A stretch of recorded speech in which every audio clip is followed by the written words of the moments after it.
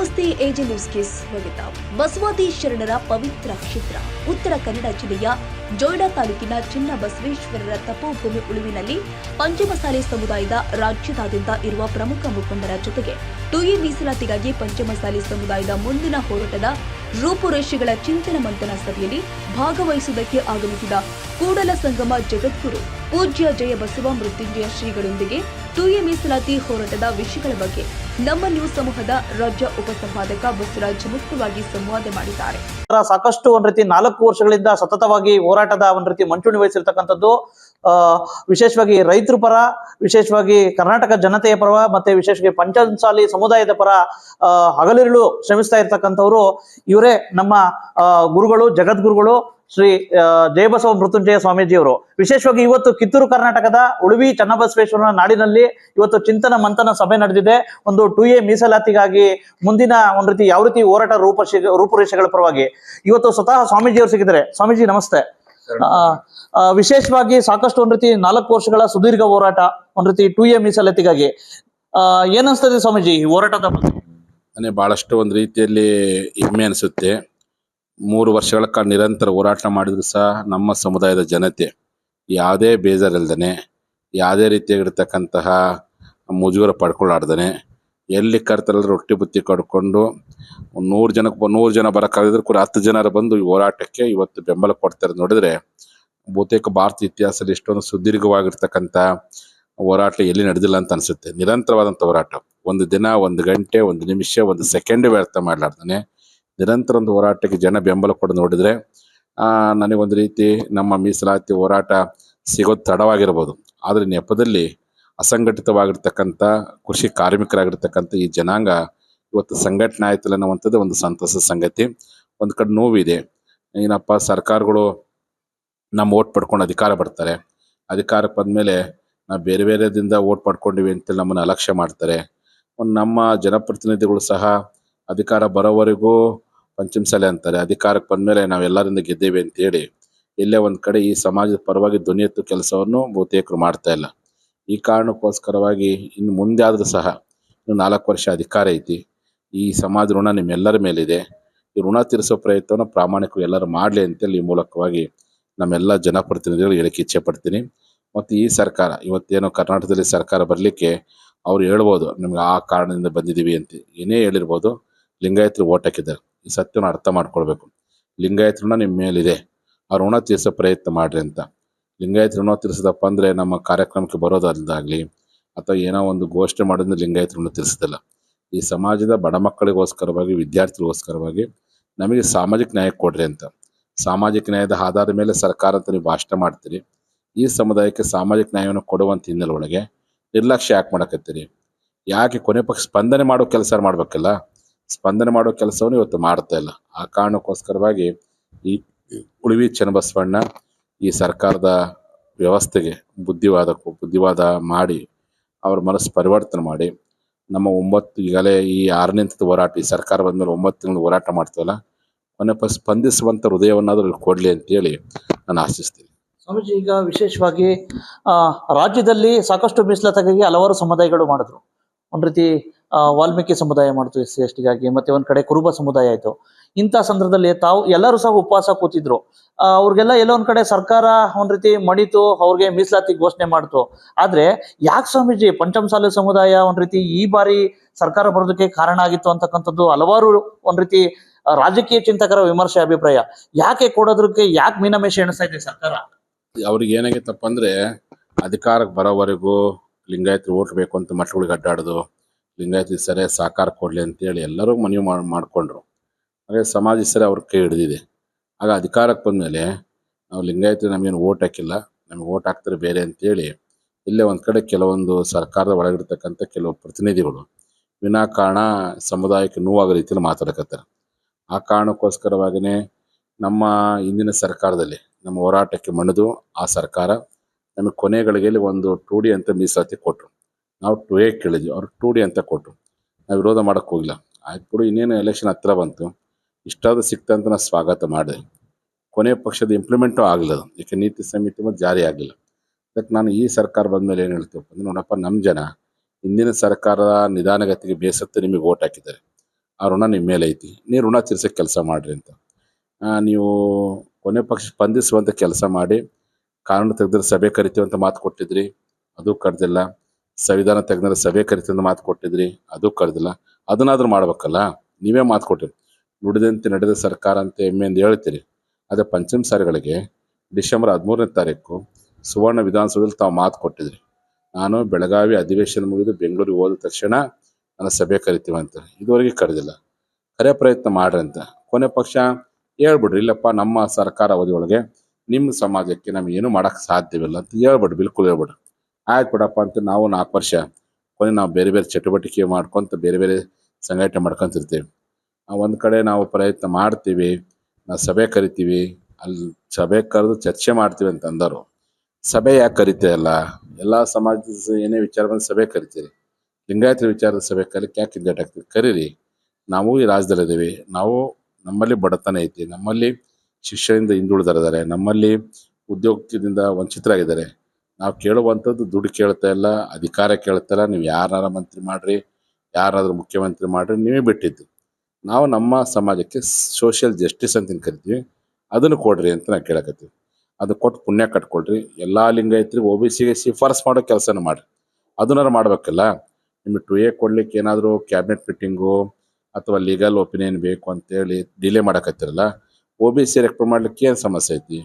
Central OBC ಕೊಡೋದು central ಕೊಡ್ತಾರೆ, ಅದನ್ನು ನೀವು ರೆಕಮೆಂಡೇಶನ್ ಮಾಡಿರಿ. ಅವ್ರಿಗೆ ಬೆನ್ನತ್ತಿ ನಾವು ರೆಕಮೆಂಡೇಶನ್ ಮಾಡ್ಯಾರಪ್ಪ ಈ ಸರ್ಕಾರ ಮಾಡಿಕೊಡ್ರಿ ಅಂತ ಅವ್ರು ಬೆನ್ನತ್ತಿ ಅದನ್ನಾದ್ರು ಮಾಡ್ಕೊಳ್ಳೋ ಪ್ರಯತ್ನ ಮಾಡ್ತೀವಿ. ಕೊನೆ ಪಕ್ಷ ನಮ್ಮ ಮಕ್ಕಳಿಗೆ IAS, IIT, ನೀಟು ಮತ್ತು IPS ಪರೀಕ್ಷೆಗಳೆಲ್ಲಾದ್ರೂ ಅನುಕೂಲ ಆಗುತ್ತೆ ನಾವಂತ, ಮತ್ತು ನವೋದಯ ಮೊರಾರ್ಜಿಯಲ್ಲಿ ಅಷ್ಟಾದ್ರೂ ಅನುಕೂಲ ಆಗುತ್ತೆ ಅನ್ನೋ ದೃಷ್ಟಿಯಿಂದ ಎಲ್ಲ ಲಿಂಗಾಯತರಿಗೆ ಕೇಳಕತ್ತೀವಿ. ಪಂಚಮಸಾಲಿಗೆ ಅಷ್ಟೇ ಅಲ್ಲ, ಎಲ್ಲ ಲಿಂಗಾಯತರಿಗೆ ಕೊಡ್ರಿ ಅಂತ ಕೇಳಕತ್ತೀವಿ. ಅದನ್ನಾರು ಮಾಡ್ರಿ ಅಂತೇಳಿ ನಾನು ಮುಖ್ಯಮಂತ್ರಿ ಒತ್ತಾಯ.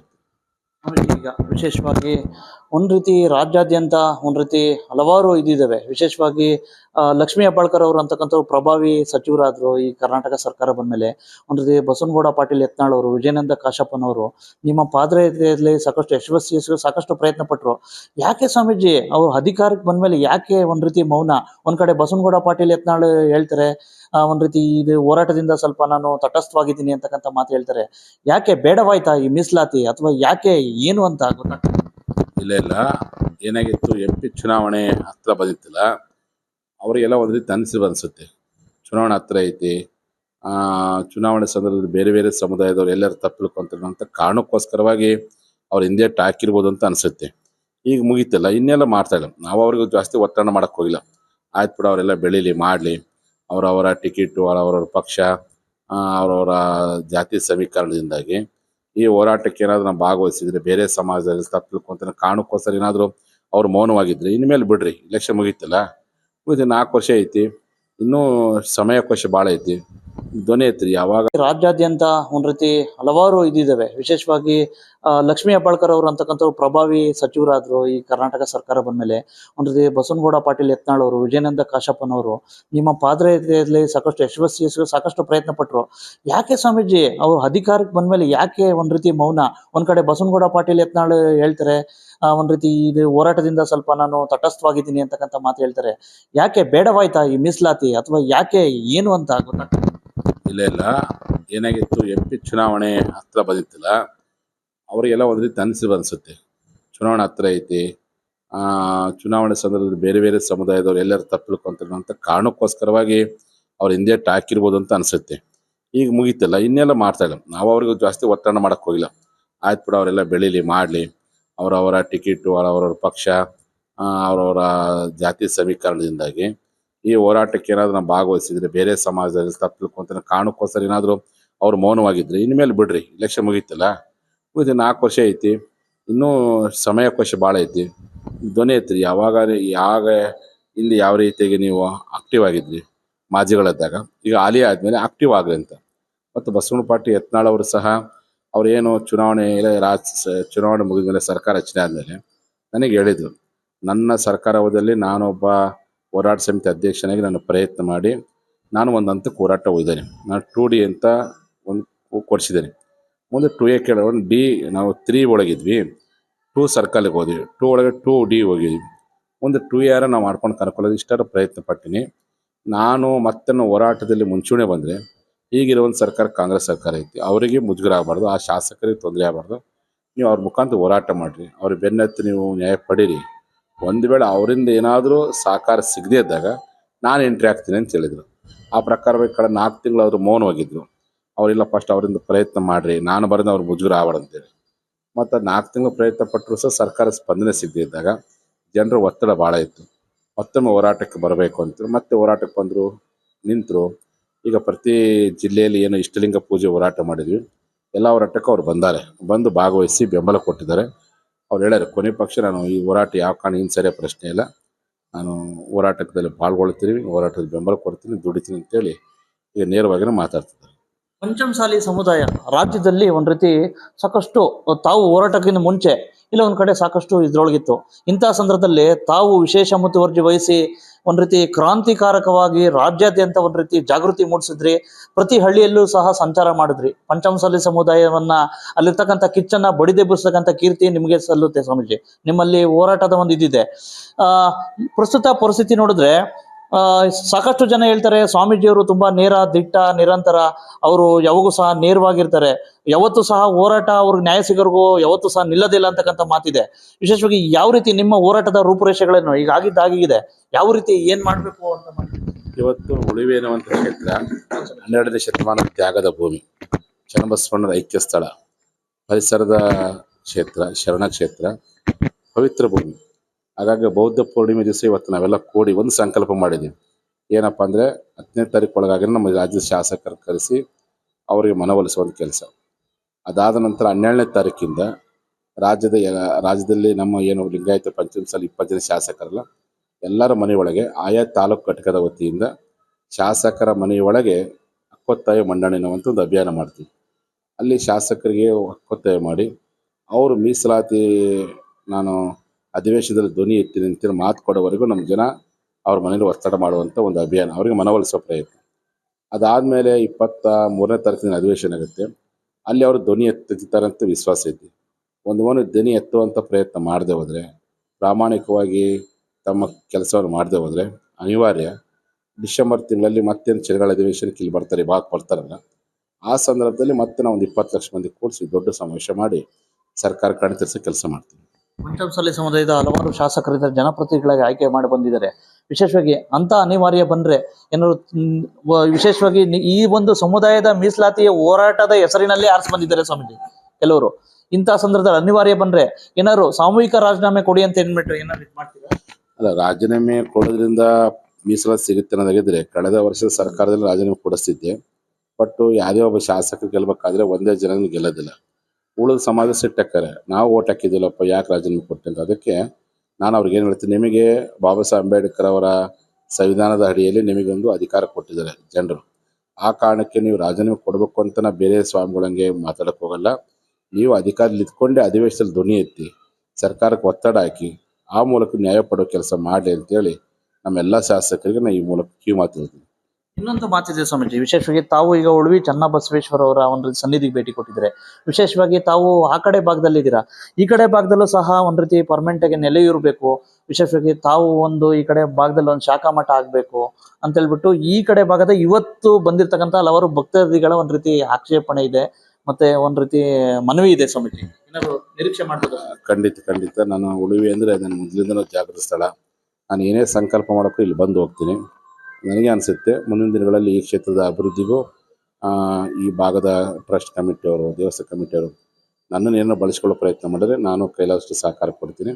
ಮತ್ತು ಭಕ್ತಾದಿಗಳು ಏನಾದರೂ ಮನಸ್ಸು ಮಾಡಿ ಇಲ್ಲಿ ಏನಾದರೂ ಒಂದು ಆಶ್ರಮ ಟೈಪು ಅನ್ನದಾಸೋಹದ ಭಕ್ತಾದಿಗಳು ಏನೋ ಸಹಾಯ ಏನಾದರೂ ಕಟ್ತೀವಿ ಅನ್ನೋ ಪ್ರಯತ್ನ ಪಟ್ಟರೆ ಅದಕ್ಕೂ ನಾನು ಸಂಪೂರ್ಣವಾಗಿರ್ತಕ್ಕಂಥ ಸಹಮತಿ ಕೊಡ್ತೀನಿ.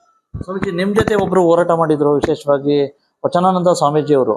ಯಾಕೆ ಸ್ವಾಮೀಜಿ ಯಾಕೋ ಒಂದ್ ರೀತಿ ರಾಜಕೀಯ ಸಂದರ್ಭದಲ್ಲಿ ಮಾತ್ರ ಒಂದ್ ರೀತಿ ಮಾತಾಡ್ತಾರೆ, ಈ ಟೈಮಲ್ಲಿ ಮೌನವಾಗಿದ್ದಾರೆ. ಇಂಥ ಸಂದರ್ಭದಲ್ಲಿ ಯಾಕೆ ಜಯಬಸವ ಮೃತ್ಯುಂಜಯ ಸ್ವಾಮೀಜಿಗೆ ಮಾತ್ರ ಬೇಕಾ 2A ಮೀಸಲಾತಿ? ಯಾಕೆ ಅಷ್ಟೊಂದು ಪ್ರಬಲವಾಗಿ ಧ್ವನಿ ಎತ್ತಾ ಇಲ್ಲ ಅವರು? ನಾನು ಅವ್ರ ಬಗ್ಗೆ ಏನು ಮಾತಾಡಕ್ಕೆ ಹೋಗಲ್ಲ. ಯಾವಾಗ ಅವರು ಮೀಸಲಾತಿ ಚಳವಳಿಯಿಂದ ವಾಪಸ್ ಹೋದ್ರಲ್ಲ, ಅವತ್ತಿಂದ ಅದ್ರ ಬಗ್ಗೆ ಏನು ಅವ್ರ ಬಗ್ಗೆ ಯಾವುದೇ ರೀತಿಯ ಪ್ರತಿಕ್ರಿಯೆ ಕೊಡೋಕ್ಕೆ ಹೋಗಿಲ್ಲ. ಯಾಕಪ್ಪ ಅಂದ್ರೆ ಅವ್ರವರು ಏನು ಅನಿಸುತ್ತೆ ಗೊತ್ತಿಲ್ಲ ಅದು. ಬಟ್ ನಾನು ಒಂದು ಕಮಿಟ್ಮೆಂಟು, ಒಂದು ಬದ್ಧತೆ ಹೋರಾಟ ಮಾಡಕತ್ತೀನಿ. ಎಷ್ಟೇ ಕಷ್ಟ ಆಗಲಿ ಜನ ನನ್ನ ನಂಬಿ ಹೋರಾಟಕ್ಕೆ ಬಂದರೆ ಅವರ ನಂಬಿಕೆಗಳಿಗೆ ಹುಸಿ ಆಗಬಾರ್ದು, ಅವ್ರ ಭರವಸೆಗೆ ಹಿನ್ನಡೆ ಆಗಬಾರ್ದು. ನಾನು ಎಷ್ಟೇ ತೊಂದರೆ ಆದ ಪರವಾಗಿಲ್ಲ ಗುರಿ ಮುಟ್ತೀನಿ ಅಂತ ಉಳಿದ ಸ್ವಾಮೀಜಿ ಬಗ್ಗೆ ಹೇಳೋದು ಅಪ್ರಸ್ತುತ ಅನ್ಸುತ್ತೆ. ಅದು ಅವರು ಬಿಟ್ಟಿದ್ದು. ಯಾಕೆ ಎಲ್ಲ ಸ್ವಾಮಿಗಳು ಒಂದೇ ರೀತಿ ಇರಬೇಕು ಅಂತ ನಾನು ಬಯಸೋಕ್ಕಾಗಲ್ಲ. ಶುರು ಮಾಡೋದ್ರಿಂದ ಏನು ಬೆಂಬಲ ಇವತ್ತವರೆಗೆ ಕೊಡ್ತಾ ಇದ್ದಾರೆ, ಆ ಕಾರಣಕ್ಕೋಸ್ಕರವಾಗಿ ಅವರ ಭಾವನೆಗೆ ಸ್ಪಂದಿಸಿ ಅವ್ರ ಕನಸು ನನಸು ಮಾಡಲಿಕ್ಕೋಸ್ಕರವಾಗಿ ನಾನೊಂದು ಗುರಿ ಇಟ್ಕೊಂಡು ಹೊಂಟಿದ್ದೀನಿ.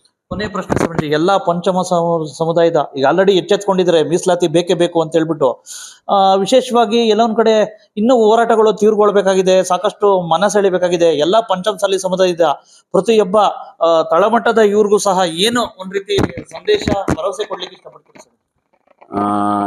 ಪಕ್ಕದ ಮಹಾರಾಷ್ಟ್ರ ರಾಜ್ಯದಲ್ಲಿ ಮರಾಠ ಮೀಸಲಾತಿ ಹೋರಾಟ 10 ವರ್ಷದ ನಂತರದಲ್ಲಿ ಅವರ ಯಶಸ್ಸನ್ನು ಕಂಡು ಜಯ ಸಿಕ್ತು. ಮೊನ್ನೆ ಬಂದ ದಿವಸ ಅವರಿಗೆ ಮೀಸಲಾತಿ ಘೋಷಣೆ ಮಾಡಿ 10% ಮೀಸಲಾತಿಯನ್ನು ಸರ್ಕಾರ ಕೊಡ್ತು. ಅದಕ್ಕೆ ನಮ್ಮೆಲ್ಲ ಸಮಾಜ ಬಾಂಧವರು ಹೇಳಿಕ್ಕೆ ಇಚ್ಛೆಪಡ್ತೀನಿ. ಸುಮಾರು 1000 ವರ್ಷಗಳ ಇತಿಹಾಸ ನಮ್ಮದಿದೆ. ಮೊದಲ ಬಾರಿಗೆ ನಾವೆಲ್ಲ ಒಗ್ಗಟ್ಟಾಗಿದ್ದೀವಿ, ಒಂದಾಗಿದ್ದೀವಿ. ನಾವು ಯಾವುದೇ ಸಂದರ್ಭದಲ್ಲಿ ಒಗ್ಗಟ್ಟಾಗದೇ ಇರ್ತಕ್ಕಂಥ ಸಮಾಜ ನಮ್ಮ 5 ಬೆರಳು ಹೆಂಗೆ ಒಂದಕ್ಕೊಂದು ಭಿನ್ನವಾಗಿದೆಯೋ ಹಂಗೆ ನಮ್ಮ ಸಮಾಜದ ಆಲೋಚನೆಗಳು, ನಮ್ಮ ಸಮಾಜದ ವಿಚಾರಗಳು, ನಮ್ಮ ಸಮಾಜದ ಪರಂಪರೆಗಳು ಎಲ್ಲವೂ ವಿಭಿನ್ನವಾಗಿದೆ. ಎಂದೂ ಒಂದು ಪ್ಲ್ಯಾಟ್ಫಾರ್ಮ್ ಒಂದಾಗೋದು ಬಹಳ ಕಷ್ಟ ಇತ್ತು. ಒಂದು ದೊಡ್ಡ ಸಮಾಜ, ಯಾಕೆ ಊರು ತುಂಬ ನಾಯಕರು ನಮ್ಮರು, ಮನೆಗೆ 10 ಮಂದಿ ನಾಯಕರಿದ್ದಾರೆ. ಬೇರೆ ಸಮಾಜದಲ್ಲಿ ಒಬ್ಬರೇ ನಾಯಕರು, ಉಳಿದವರು ಹಿಂಬಾಲಕರು. ಬಟ್ ಪಂಚಮಸಾಲಿ ಸಮಾಜದಲ್ಲಿ ಮನೆಯಾಗ 4 ಮಂದಿ ಅಣ್ಣ ತಮ್ಮಂದಿರು ಎಲ್ಲರೂ ನಾಯಕರೇ. ಇಂಥ ಸಂದರ್ಭ ಇತ್ತು ನಮ್ಮ ಸಮಾಜ. ಆ ಉದ್ದೇಶಕ್ಕೋಸ್ಕರವೇ ಈ ಸಮಾಜ ಒಗ್ಗಟ್ಟಾಗಲ್ಲ ಅಂತೇಳಿ ಉಳಿದ ಸಮಾಜದವರು ನಮ್ಮ ನೋಡಿ ವ್ಯಂಗ್ಯವಾಗಿ ಮಾತಾಡ್ತಾಯಿದ್ರು. ಎಂದೂ ಒಗ್ಗಟ್ಟಲ್ಲಿ ಜಗಳ ಆಡ್ತಾರೆ ಅಂತೇಳಿ ನಮ್ಮನ್ನು ಅದೇ ರೀತಿ ಜಗಳ ಹಚ್ಕೊಟ್ಟೆ ತಮ್ಮ ರಾಜಕೀಯ ಬೆಳೆ ಬಯಸ್ಕೊಂಡಿದ್ರು. ಬಟ್ ಈ ಮೀಸಲಾತಿ ಅನ್ನುವಂಥ ಒಂದು ಉದ್ದೇಶದಲ್ಲಿ ಅಷ್ಟು ಒಗ್ಗಟ್ಟಾಗಿದೆ. ಇದೇ ಒಂದು ಒಳ್ಳೆಯ ಬೆಳವಣಿಗೆ. ಈ ನೆಪದಲ್ಲಾದರೂ ಒಗ್ಗಟ್ಟಾದ್ರಲ್ಲ, ಒಂದಾದ್ರಲ್ಲ ಅನ್ನುವಂಥ ಸಮಾಧಾನ ಸಂಖ್ಯೆ. ಹಾಗಾಗಿ ಆ ಒಗ್ಗಟ್ಟನ್ನು ತೋರಿಸಿದ್ರಿ. ಆ ಒಗ್ಗಟ್ಟು ಯಾವುದೇ ಕಾರಣಕ್ಕೂ ಸ್ವಾರ್ಥ ರಾಜಕಾರಣಿಗಳ ಅಥವಾ ಬಂಡವಾಳಶಾಹಿಗಳ ಸ್ವಾರ್ಥಕ್ಕೆ ಒಳಪಡಬಾರ್ದು. ಅದು ನಾವು ಯಾಕೆ ಹೋರಾಟ ಮಾಡಿ ಯಾಕೆ ಒಗ್ಗಟ್ಟಾಗಿದ್ದೀವಪ್ಪ ಅಂದರೆ ನಮ್ಮ ಸಮಾಜದ ಮಕ್ಕಳ ಕಣ್ಣೀರನ್ನು ಒರೆಸ್ಲಿಕ್ಕೋಸ್ಕರ. ಆ ಒಗ್ಗಟ್ಟು ಅದಕ್ಕೆ ಮೀಸಲಾಗಿರಬೇಕು. ಹಾಗಾಗಿ ನೀವೆಲ್ಲ ಎಚ್ಚೆತ್ಕೊಂಡು ಇದೇ ಒಗ್ಗಟ್ಟನ್ನು ರೂಢಿಸಿಕೊಂಡು ಆ ನ್ಯಾಯವನ್ನು ಪಡೆಯುವಂಥ ಕಾಲ ಖಂಡಿತ ಹತ್ರ ಇದೆ. ಪಡಿತೀವಿ. ನಮಗೊಂದು ಸ್ಪಷ್ಟವಾದ ಚಿತ್ರಣ ಮರಾಠ ಮೀಸಲಾತಿ ಹೋರಾಟ 10 ವರ್ಷದಲ್ಲಿ ಅವರು ಹಂಗೆ ಭರವಸೆಯನ್ನು ಕಳ್ಕೊಂಡು ಬಿಟ್ಟಿದ್ರೆ ಸಿಗ್ತಿದ್ದಿಲ್ಲ. ಹೋರಾಟ ಮಾಡಿ 10 ವರ್ಷ ನ್ಯಾಯ ಪಡ್ಕೊಂಡ್ರು. ನಾವು ಸಹ 3 ವರ್ಷ ಆಗೈತಿ, ಮಾಡೋಣ, ಸಿಕ್ಕೇ ಸಿಗುತ್ತೆ. ನಾವು ದೇಶದ ಪ್ರಜೆಗಳಿದ್ದೀವಿ, ನ್ಯಾಯಯುತವಾದ ಪ್ರಾಮಾಣಿಕವಾದ ಹೋರಾಟ ಮಾಡಕತ್ತೀವಿ. ಹಿಂಗಿದ್ಮೇಲೆ ಹಿಂದೆ ಸರಿಯೋ ಪ್ರಶ್ನೆ ಇಲ್ಲ, ಅಸಮಾಧಾನಗೊಳ್ಳೋ ಪ್ರಶ್ನೆ ಇಲ್ಲ, ಭರವಸೆನ ಕಳ್ಕೊಳ್ಳೋ ಪ್ರಶ್ನೆ ಮಾಡಬಾರ್ದು. ನಿಮಗೆ ಎಷ್ಟೇ ಕಷ್ಟ ಎಷ್ಟೇ ತೊಂದರೆ ಬಂದು ಇದುವರೆಗೆ ಯಾವ ರೀತಿ ಬೆಂಬಲ ಕೊಟ್ಟಿರಿ, ಮುಂದೆ ಅದೇ ರೀತಿ ಬೆಂಬಲ ಕೊಡ್ರಿ. ಅಕಸ್ಮಾತ್ ಪಕ್ಷಗಳ ಒತ್ತಡ ಬಂತು, ಏನಾದರೂ ನಿಮ್ಮನ್ನು ಇಕ್ಕಟ್ಟಿಸಿದ ಪ್ರಯತ್ನ ಪಡ್ರೆ ನನಗೆ ನನ್ನ ಸಮಾಜ ಮುಖ್ಯ, ಪಕ್ಷ ಮುಖ್ಯ ಅಂತೇಳಿ ಪಕ್ಷಗಳಿಗೂ ರಾಜೀನಾಮೆ ಕೊಡುವ ಮೂಲಕವಾಗಿ ನಿಮ್ಮ ಒಗ್ಗಟ್ಟನ್ನು ಬದ್ಧತೆಯನ್ನು ತೋರಿಸ್ರಿ ಅಂತೇಳಿ ನಮ್ಮೆಲ್ಲ ಸಮಾಜ ಬಾಂಧವರು ಹೇಳಿಕ್ಕೆ ಇಚ್ಛೆ ಪಡ್ತೀನಿ. ಇವಿಷ್ಟು ಒಟ್ಟಾರೆ ಶೇಖರೆ ಗೊತ್ತಾಯ್ತಲ್ಲ, ರಾಜ್ಯದಲ್ಲಿ ಒಂದ್ ರೀತಿ ಪಂಚಮಸಾಲಿ ಸಮುದಾಯದ ಒಂದ್ ರೀತಿ ಮೀಸಲಾತಿಗೋಸ್ಕರ ಸಾಕಷ್ಟು ಕ್ರಾಂತಿ ಕಿಚ್ಚು ಹೊತ್ತಿರ್ತಕ್ಕಂಥ ಶ್ರೀ ಜಯಬಸವ ಮೃತ್ಯುಂಜಯ ಸ್ವಾಮೀಜಿ ಅವರ ಅಭಿಪ್ರಾಯ. ನಮಸ್ಕಾರ, ಥ್ಯಾಂಕ್ ಯು ಬಸವರಾಜ್. ಇದೇ ಸಂದರ್ಭದಲ್ಲಿ ಪೂಜ್ಯ ಶ್ರೀಗಳಿಂದ ಸುದೀರ್ಘ ಪತ್ರಿಕೋದ್ಯಮದ ಜನಪರ ಸೇವೆಗಾಗಿ ನಮ್ಮ ನ್ಯೂಸ್ ಸಮೂಹದ ರಾಜ್ಯ ಉಪಸಂಪಾದಕ ಪತ್ರಕರ್ತ ಹಾಗೂ ಹೋರಾಟಗಾರ ಬಸವರಾಜ್ ಅವರು ಸನ್ಮಾನವನ್ನ ಪಡೆದಿದ್ದಾರೆ. ತಾಜಾ ಸುದ್ದಿಗಾಗಿ ಎಜೆ ನ್ಯೂಸ್ 24x7 ಗೆ ಸಬ್ಸ್ಕ್ರೈಬ್ ಮಾಡಿ ಮತ್ತು ಬೆಲ್ ಐಕಾನ್ ಒತ್ತಿ ತಪ್ಪದೇ ಲಿಂಕ್ ಶೇರ್ ಮಾಡಿ.